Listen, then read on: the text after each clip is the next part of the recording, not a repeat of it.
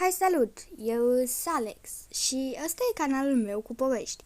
Aici m-am gândit să fac câte o întâmplare din viața mea. M-am inspirat de la Jimmy, după cum vedeți am caracterul similar cu al lui. Și da, nu mă mai lungesc mult, hai să dăm drumul la poveste. Când aveam, nu mai știu, 7-8 ani, cam pe acolo, au venit niște verișori la mine la țară, pentru că eu locuiam la țară cu bunica mea.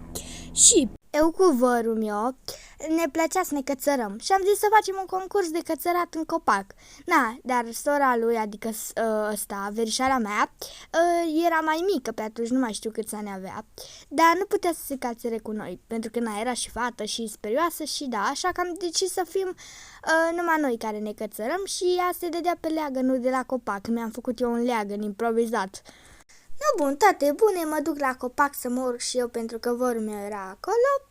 Da, ne cățăram acolo, că cine ajunge primul, că de ăstea. Vara mea se uita așa la noi, se dădea și zicea, wow, ce sus sunteți, mai zicea din când în când. Odată chiar am pus-o să ne numere, gen cât de sus suntem, nu știu ce, Doamne, era în capul nostru. Dar și vă dați seama că noi ne râdeam efectiv și, da, nici chiar tare să ne audă tot satul, dar ne râdeam acolo în copac, știi? Da, la un moment dat, de la curtea vecină, de unde e vecina mea, auzim tăceți dracu din gură. Mă uit spre curtea vecină așa dezorientat și mă gândesc, ce Doamne! Coborâm noi din copac să vedem ce Doamne e la curtea vecină. Când ce să vezi, frate, vecina mea ne spiona și striga după noi că să tăcem. Bă, mă gândeam, ce Doamne are cu noi de nu ne lasă să ne jucăm, efectiv. Vărul meu chiar vrea să strige după ea, să-i răspundă, dar nu l-am lăsat, îți dai seama, decât să te pui cu o hoașcă bătrână, mai bine lași naibii în pace.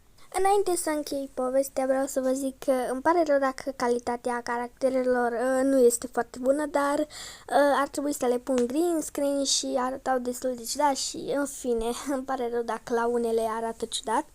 Și cam asta e povestea de azi. Trebuie să dau un nume caracterelor, nu-i așa? Păi să vedem. Pe vara mea o să o numim Gimnastica, pentru că în viața reală face foarte multă gimnastică. Pe vărul meu o să-l numim Boxerul, pentru că face box. Și pe vecina mea nebună o să o numim Doamna Vrăjitoare, pentru că, da, e cam nebună și am multe povești cu ea. Deci stați pe fază că o să vă zic mult mai multe povești cu această femeie. Na, și cam asta e povestea de azi. Eu nu dau morală pentru că așa l-aș copia la perfecție pe Jimmy. Eu am fost Alex și ne vedem data viitoare. Pa, pa!